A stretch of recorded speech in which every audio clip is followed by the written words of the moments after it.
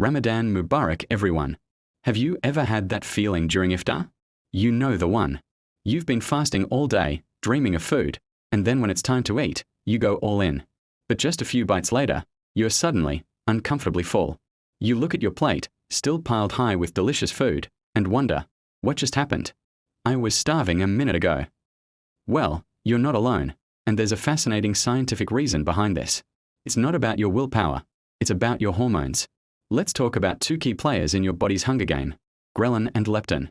Think of ghrelin as the go hormone.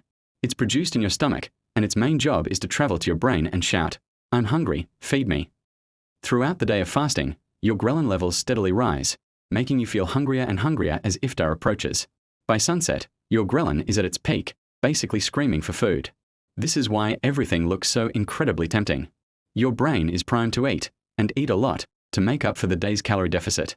So, you sit down and start eating. And this is where our second hormone, leptin, enters the scene. Leptin is the stop hormone. It's produced by your fat cells and tells your brain, okay, we are full, you can stop eating now.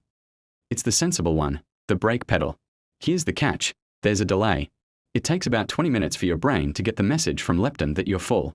But your ghrelin, the hunger hormone, is still screaming go, go, go.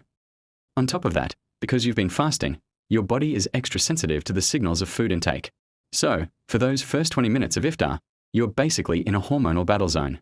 Ghrelin is pushing you to eat quickly, while leptin is trying to catch up and tell you to slow down.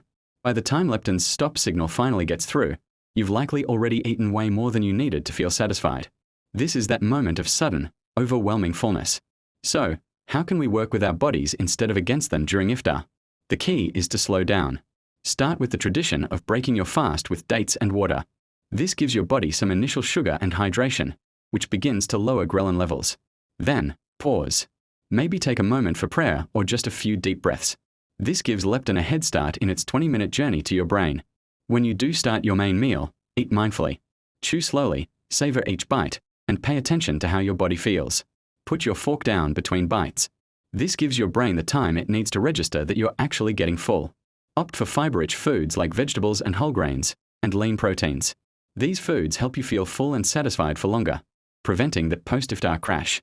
Understanding the science of ghrelin and leptin can completely change your Ramadan experience.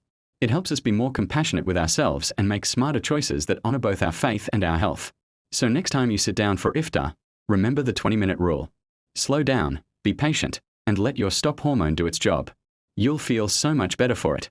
Thanks for watching, and I'll see you in the next video.